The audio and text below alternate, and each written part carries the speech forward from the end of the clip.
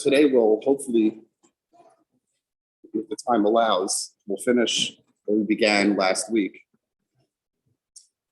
So just to give a brief and quick recap to the introduction that we gave last week, and that introduction was going to allow us to get into the actual subject that we were addressing. Too bad Levi's not here, so we can't attack the title this year. Unless he's here on Zoom. He is. Okay. Yeah, but there's no point in attacking it if he's oh, very good. So the brief recap of what we did last week, was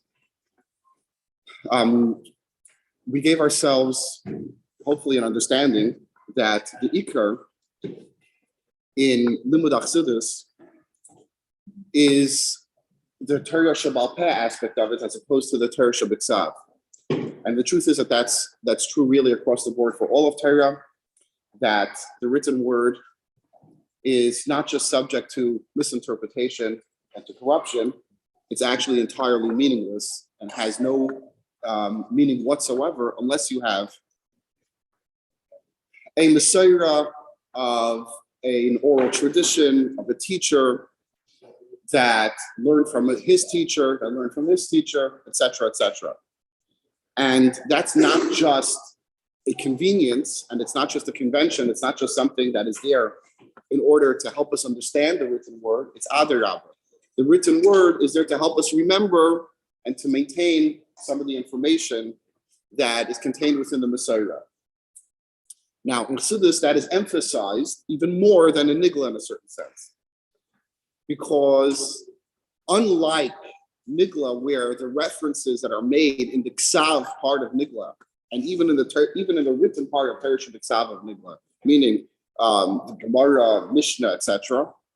So those references, for the most part, are references that are talking about physical things in physical scenarios that are very easy for us to relate to, whether it's Shor Shanagach Asapara, Shleimus and Thalis, or Hilchas Isser V'Heter, or Shabbos, or Yom Tov, or Pesach. These are all talking about things that at least when it makes reference to something, we know what we're talking about because that description of a shor is something that you can actually encounter in a real way, and you know exactly what it is. And similarly, that's true about almost every physical reference that Nigla part of Torah makes. However, in Chassidus, since Chassidus is in some ways, and this is of course not a definition of Chassidus, but in some ways it's an unpacking of Kabbalah, and Kabbalah makes reference to things that are metaphysical, spiritual,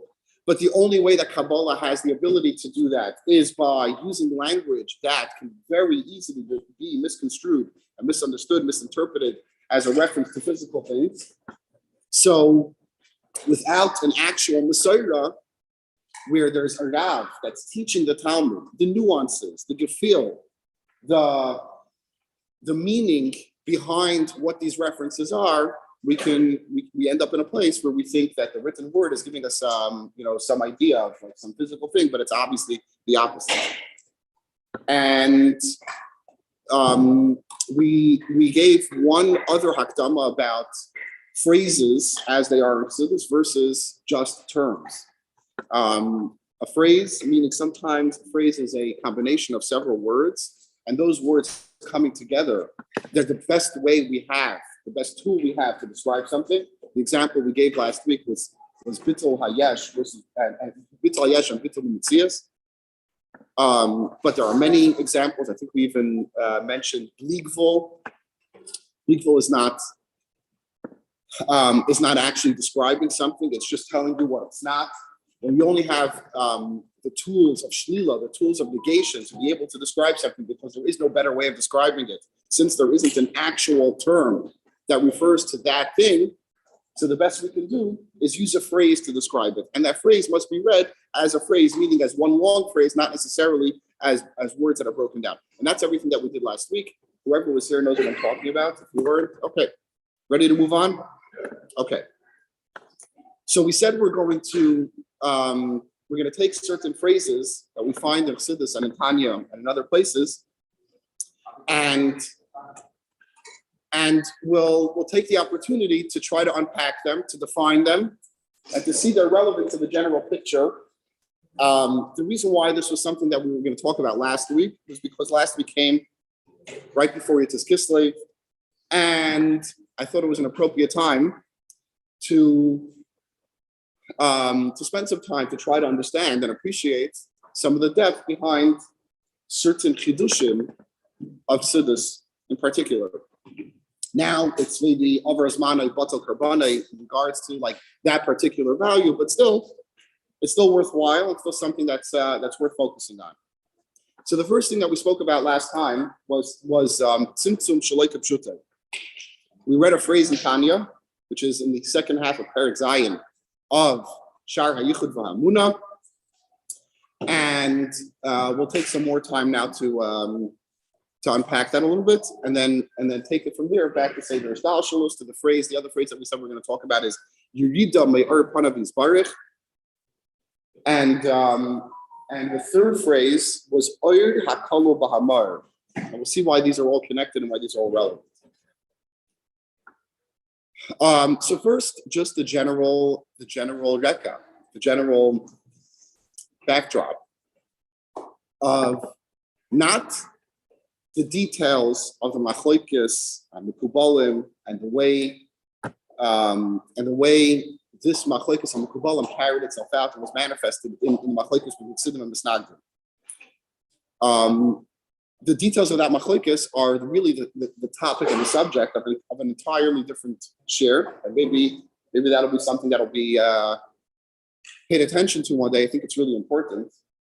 But right now we're just going to talk about understanding the Alter Rebbe Shita, and sometimes to understand that Shita, we have to see the contrast, meaning that in a certain sense, the key factor in the Alter Rebbe saying, the Alter Rebbe having this shita of Tzimtzum Shalei Kpshuto, what's really going on here? The Alter Rebbe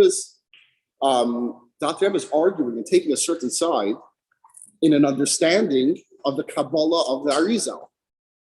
The Arizal is the first of the Mekubalim to introduce this concept of Tzimtzum, or at least to introduce it in a formal way. Did he have any sources of Arizal? So that's exactly the point. The Alter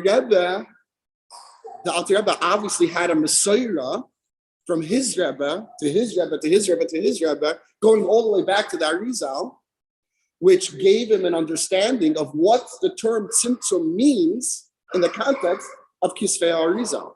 So it's not just that the Alter Rebbe makes more sense, which is also an important part of it.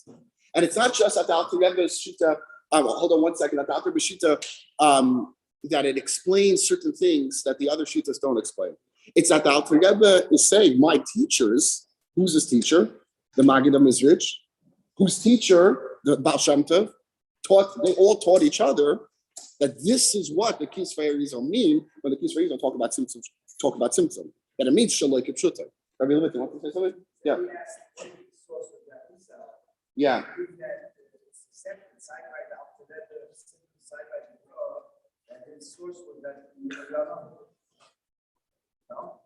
Yeah. So it says in my Morim and also in Kisvei Arizal, it talks about how the Arizal will take a nap on Shabbos afternoon, and he would see things that would take 80 years to explain if he had the opportunity to explain it. And very often there were new, what's called Giluyim, that would come from those experiences.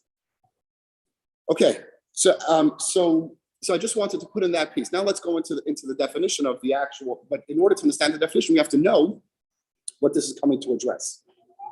And here this might be a little bit counterintuitive, because the phrase of Tzimtzum itself doesn't imply this concept at all. It's something that if you understand the greater picture behind it, and you understand what the backdrop is, then you understand the emphasis of Tzimtzum Shalei Kpshuto must be an emphasis within that general context. So I'll explain what I mean.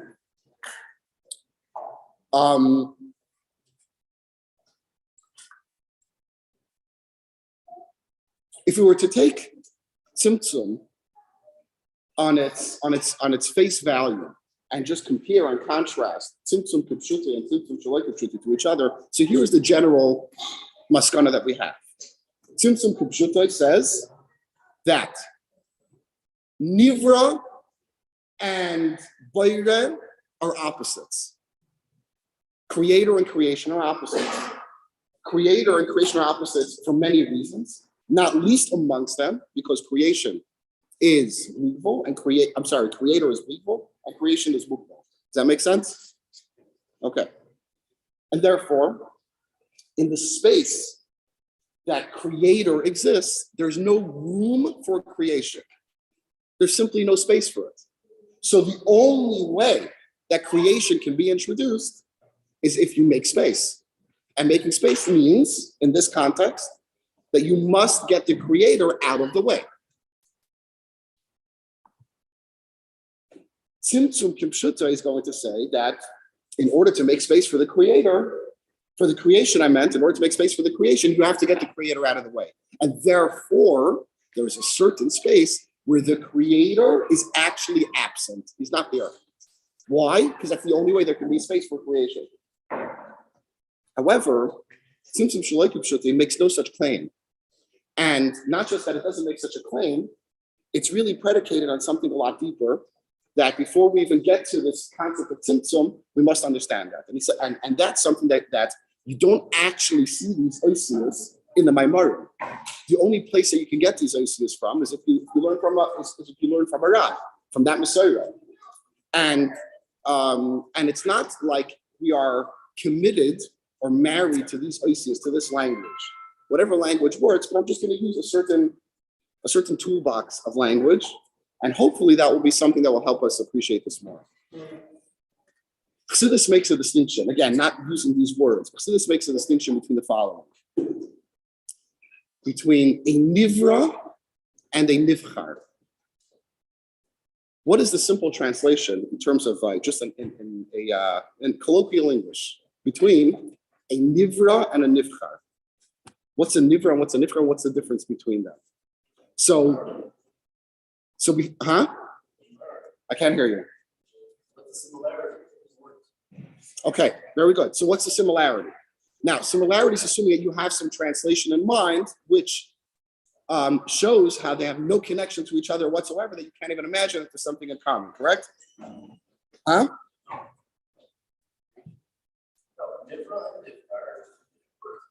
Of course, they're two different words. But what do they mean? I can't hear you. Okay, so now, that which is created and that which is chosen. What does that say about the one that chooses and about the one that creates? How valuable, how important is the creation in the eyes of the creator? And how valuable and important is the chosen in the eyes of the creator? You follow?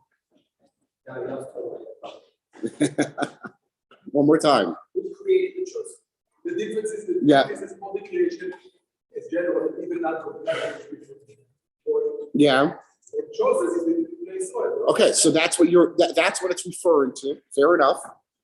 But in terms of the meaning, what does it mean? Created is what to create.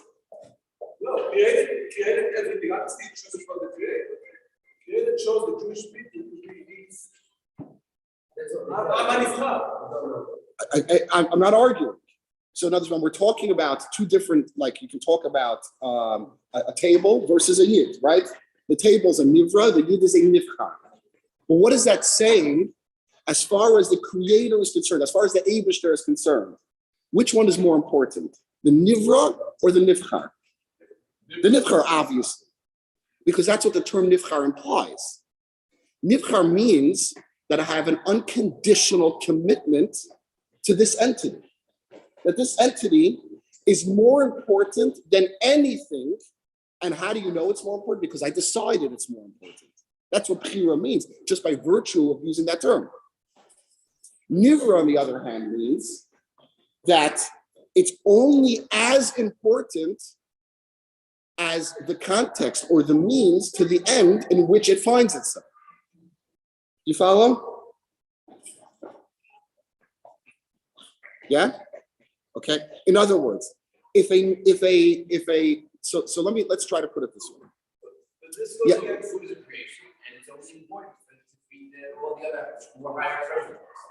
Right. So in other words, it's a means to an end, which means, no pun intended, right? Which means that it's only here for the sake of something else. If it's only here for the sake of something else, so it doesn't have any real value and importance in and of itself.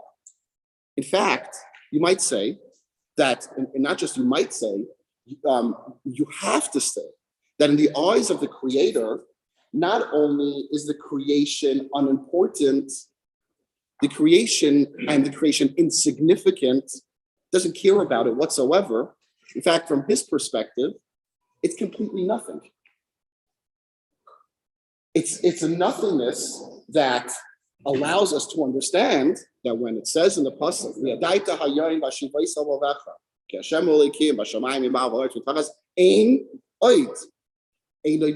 phrases and psukim that imply ein oid, what are they saying? 1 second. What about creation? And the answer is that creation doesn't really exist. So the chosen also doesn't exist. 1 second, one step at a time. Nothing exists. Right. Even the Maloch, even the Right. Very good.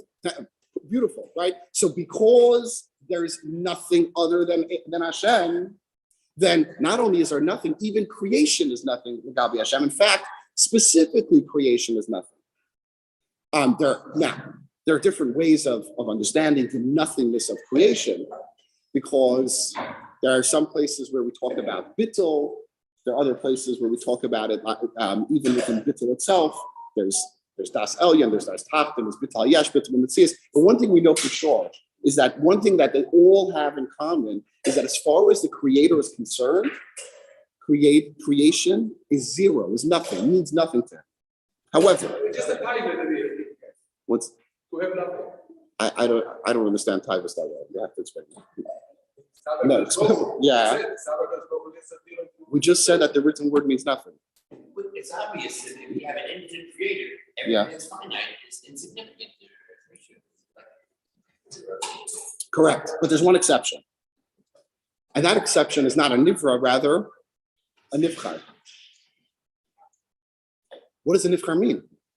We just went through this, right? A nivchar means that that not only am I unconditionally committed to this entity, I'm unconditionally committed to this entity at whatever cost it comes, even at a cost of it actually threatening my existence. Now, threatening is a harsh word, so let's make it a little milder, right? Even if it comes at a cost of compromising my existence, even if it comes at a cost of making or allowing for another one of myself, which is going to mean, I'm talking about the Eibishter, right? Making another one of himself, which is going to mean that he's no longer the only one. He has to make himself finite. It's not about making himself finite. It's about relinquishing control to a certain degree. Basically, what he's saying is that you exist and there's nothing I can do to destroy you. Even if you piss me off, even if you do Averis, why? Because an unconditional commitment to that other means that how much do I care about it? I care about it as much as I care about myself. And since my caring about myself, the Eibishter is bleak hole, so his caring about himself is an unconditional caring, and a one that has no limits. It's not stopped anywhere. So his caring about that which he chooses to care about is as valuable to him as he is to himself. Exactly. That's just another way of saying the same thing. That every neshama is a chelik elikami mamash, which means that every neshama is a part of the Eibishter in that sense. It's not that he is the Eibishter. He's part of it because he's a nivchar. And a nivchar means that he is that as we said, that that his value is immeasurable. There's nothing that can make him more important or less important. So now, do you understand the difference between nivra and nivchar now, and hear that context? Okay. So anything in Seder Shalshalos is a nivra. Whether it's Dalad Olamos, whether it's Olam Hasiya, whether it's Malachim, no matter what, we're always talking about a nivra. And a nivra, just by virtue of it being nivra, means that it's so unimportant to the degree that in the eyes of the Baira, it actually doesn't exist. It's so insignificant in the eyes of the Baira, it literally doesn't exist. If so, then what is this whole Bria thing that we talk about? And this is a question we kind of addressed it last week, but we're going to go back to it. It's not just a question of like, what's this nivra thing? It's actually Torah talks about nivra. So within Torah talks about gracious bar Elokim as a Shemayim Asar. Torah talks about the fact that we have a mitzvah to engage with the material world and to do mitzvahs with the material world, and that what we do with the material world is actually consequential. So if that's the case, then what significance, if we're saying Eid al-Movad, what significance does the material world actually have? Okay, now let's go back to Tzimtzum Shalei Kpshuto. The words Tzimtzum Shalei Kpshuto don't express this, but if you think about it, what's Tzimtzum Shalei Kpshuto saying? What Tzimtzum Shalei Kpshuto is saying because in the eyes of the Eibishter, in the eyes of the Creator, Nivra means nothing and is completely insignificant. And the only thing that's really important is the Nivchar, is the Jew, which is the Nivchar. So therefore, within that context, it's obvious that any Nivra that we see only has importance and value in as much as it's important to the Nivchar. What does that mean? So, there are many different ways of articulating this, but imagine, let's use an avoidedike hiskashrus mashal, and then maybe bring this forth in other contexts. A chassid understands that a Rebbe is completely beyond and not concerned with material things. Why? Because a Rebbe lives in a higher reality, a higher plane. Does that make sense? So therefore, when a chassid, let's say, engages in a relationship with a Rebbe on a level where he's seeking some benefit, some materialistic benefit, some benefit that's going to do something for him in a materialistic way. For example, he asks a Rebbe for a bracha. That business should go well, or that he should have,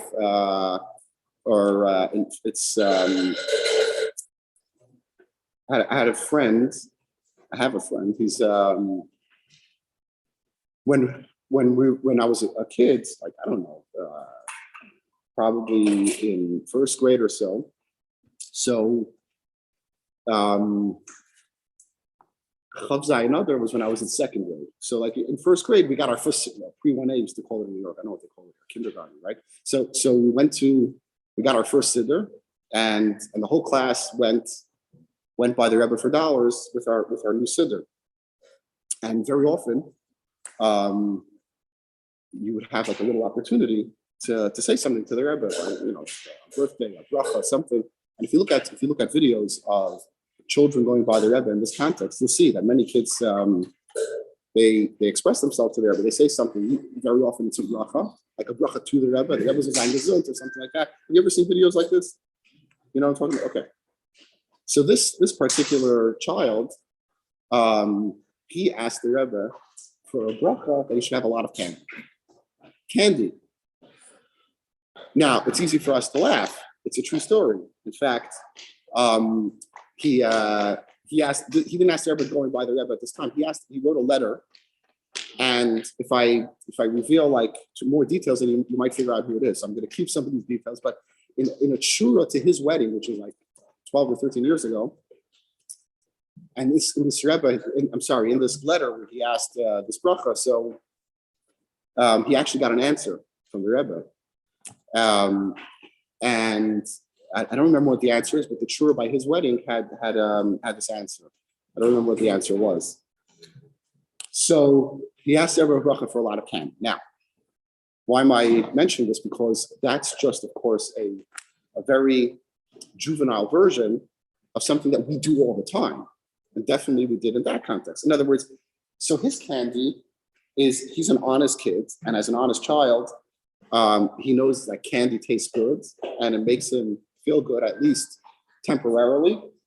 And he has this notion of like, if you're connected to the Rebbe, maybe you'll get more hashpah, like the famous Maimer by Yasser that talks about different layers of getting hashpah that have certain self-interest. So he thought, okay, so we also do the same thing. It's just that our candy is a little bit more sophisticated, has evolved to a degree where it's not so much about, and this is true, not just in things that are Gashmius related, such as a bracha for success in business, or a bracha for being able to buy the house that I want to buy or get the car that I want to get, or like, of course, the Shem Shemayim, because I need to do carpool and whatever it is. Huh? All of that, right?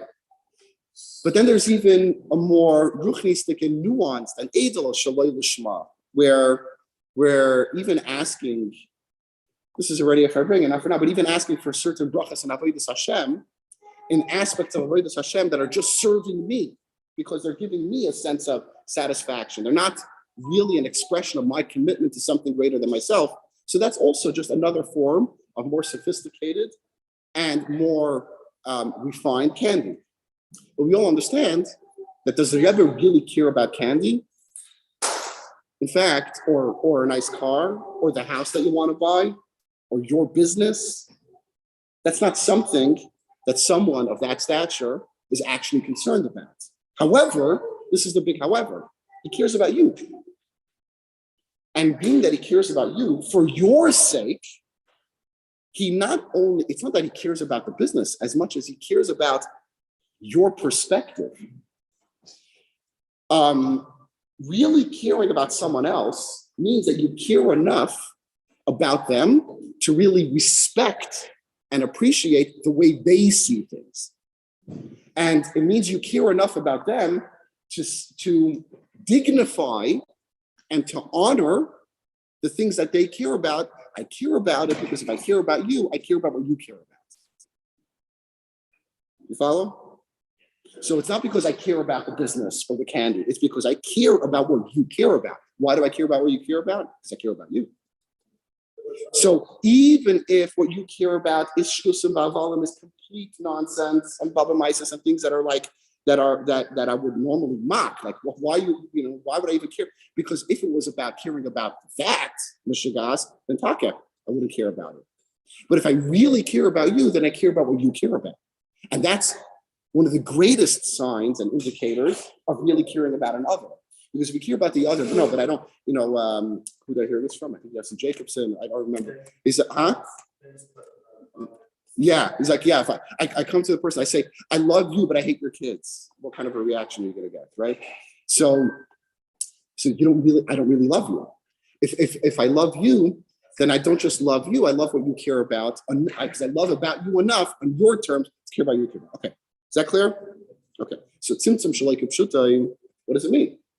It means that nothing in Seder Hishthalshalos is anything that the Eibishter cares about, or that even exists and is significant enough for him to care about. However, this is the big however, because he cares about the nifchar, so he honors and dignifies the nifchar's perspective to the degree that he actually cares about it just for the sake of the nifchar, not for the sake of himself. He doesn't. And that's exactly what the phrase of Yirida Me'or Panav Yisvarich means. that as far as the Eibishter is concerned, it's not just nothing. It's an actual reduction of self. Meaning, the more you're looking at Seder Ishtalshalos, the less you're looking at Eibishter. Even the highest dargis in Seder Ishtalshalos, one thing you know for sure is that it's not God. Whether it's Ein Sof, whether it's Atzilus, Bria, Yitzira, Asiya, one thing that they all have in common is that it's not God. Now, you might say it's an expression of God. You might say even that it's godliness, but godliness is not God. So as long as it's not God, it's not him. So why would he ever be interested in reducing himself, so to speak, to be in a place where he isn't, or to be in a place where he's perceived as if he isn't? And the answer is he's not interested. Rather, he's interested in you. And because you live in a reality where in your perspective, it appears and seems as if God is absent, he cares enough about your perspective because he cares enough about you. Who's you? The Nifchar. The Nifchar is the Yid. Clear? Okay. Yeah. I don't know. I don't understand what you're saying. Is that a question? Is that a... You're saying that... Yeah. Correct. And therefore, he cares so much about the Nifchar? Are we sure it's unconditional? At least for the sake of this conversation, let's have a suspension of disbelief and let's accept that. Do you want to go into like the roots of where we know that from, or that's maybe for a different conversation? Because it's a good point. Like we must inform ourselves of the Yesodus in order to be able to get to the next stage. The problem is that the Yesodus are broad and there are many different aspects to it. So if we're going, yeah. Live and do what he expects. That's exactly what's not true. You couldn't have said it better. Yeah. Because you said it in a way where you made it clearly and obviously conditional. Right. And since it's conditional to us doing what Hashem wants, which means that it's conditional, which means that that's not a nifchar. You follow? In other words, it's not unconditional. That's a double negative, right? It's not, the way you explained it is that it's very conditional. Only if we do what Hashem expects and wants are we important and valuable in the eyes of Hashem. So it's conditional to doing what you follow?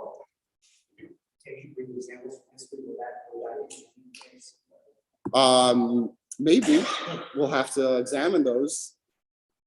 Do we want to do that now? Okay.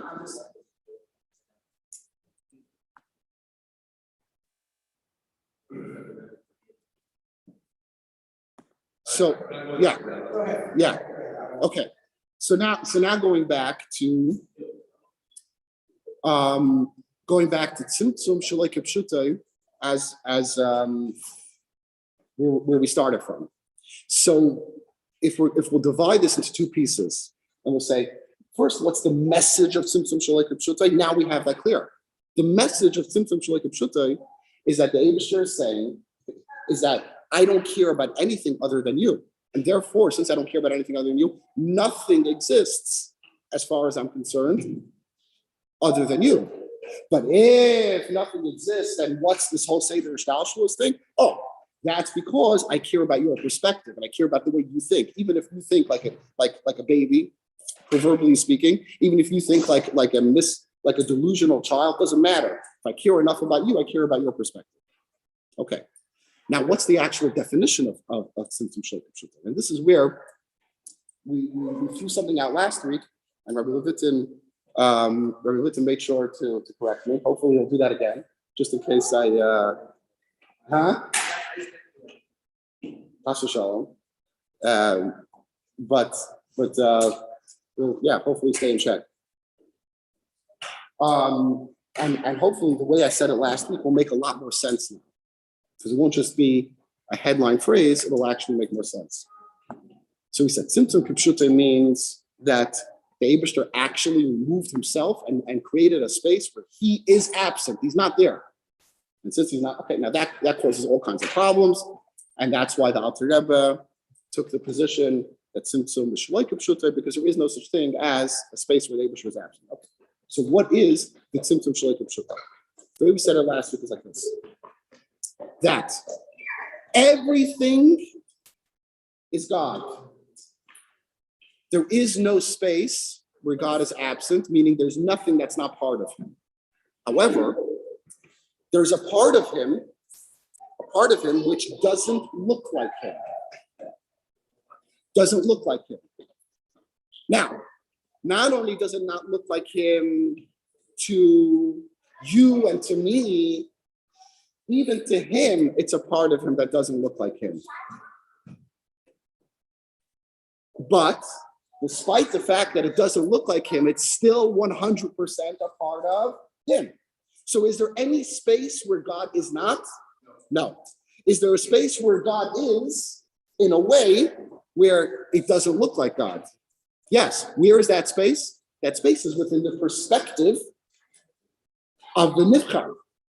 Within the perspective of the Nivchar, there's a part of God that doesn't look like God. And even God knows it doesn't look like God. And even God is concerned enough with that perspective of, or that way of seeing him, that it's him in a way that doesn't look like him, that even to him, he understands that it doesn't look like him. Why does he care about that? Why does he give that significance? Because he cares about you. So now, even though there's no space where the Eibishter is absent, there is a perspective where there are those that can think that the Eibishter is absent. And even the Eibishter recognizes that. And the Eibishter is saying like this: this is the purpose of creation. I'm empowering you to introduce my presence in a way that it no longer becomes something which is hidden and unobvious, rather to introduce it in a way that becomes obvious and open to everybody, even to yourself, even within your perspective. Huh? Fakert. Tzimtzum kefשוטו means that he's actually absent, meaning that it's not a part of him. This perception of his absence is a part of him. So try to imagine like this. Not to imagine, but let's use Havana, right? So there are sometimes, using a body as an example, where, let's give an example. Maybe someone that has Tourette's. Familiar with that? Yeah? What? I can't hear you. Oh, it could be many things, but it's like twitches, right? So let's say a person that their arm behaves in ways that are completely beyond their control because they have a certain condition that allows for that, right? Now, there's no shaila in the perspective of that person that their arm is actually part of them, and whatever their arm is doing is really them doing it. However, that arm, not only can it behave in ways which are beyond the person's control, it can actually self-sabotage the person. Like it can even hurt him because he'll hit himself. So that's an extreme example. We have this in like more milder ways. The dugma, let's maybe a lawyer can help shed light on this. But thinking about recent criminal cases and the the politics involved with it, so we have to keep the politics out, right? But it appears as if there's a strong debate about whether or not a defendant should actually testify, and whether or not it's in the best interest of the defendant to testify in a criminal case. So far, did I corrupt anything? No. Okay. Huh? Okay. So why? My understanding as to why it's a difficult thing in terms of putting a defendant up as a witness is because there are many factors that are beyond the defense's control once the witness is up there. And one of the factors, which maybe is the most present factor in terms of the witness incriminating themselves, because they're basically waiving their right of remaining silent by getting on the witness stand, is that a defendant always has the urge to make themselves look innocent, especially if they are innocent, which means that you always have the urge to say too much because you want to like clarify, you want to clarify your case. And you want to clarify what you actually meant. But the moment you say too much, it's called yaser kenotel dami. The moment you say too much, you can actually say something that gets used against you, and then you're screwed. Or maybe you come across, the wrong way to the jury, etc. Right?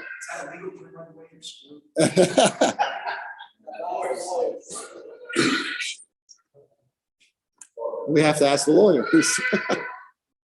It is a political term, though, and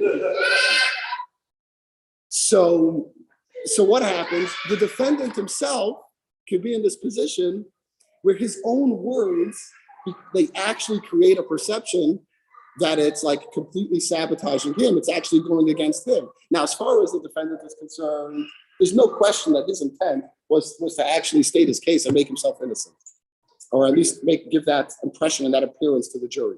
But it's so difficult to contain yourself. There's like this inner urge, and I'm not saying this from a legal perspective. I'm not sure, but at least from a psychological perspective, it becomes so difficult to hold yourself back that you actually end up offering too much information, and then you self-sabotage.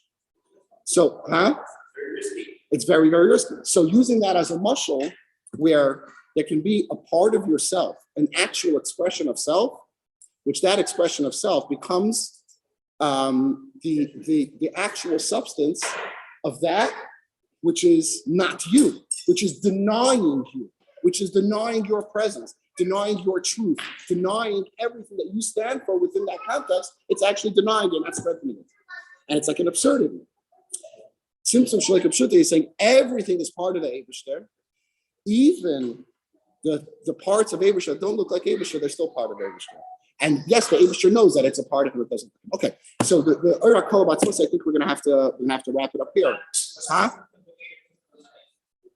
Yeah, we said we're not going into the Shittas and Tzimtzum today. We're just giving an exercise in the Lahav Shittas Advarim Megash Miyusam, to have an opportunity to see certain phrases and what they actually mean in a definitive way, as opposed to clarifying the different Shittas and Tzimtzum. So that wasn't the topic of today. Yeah.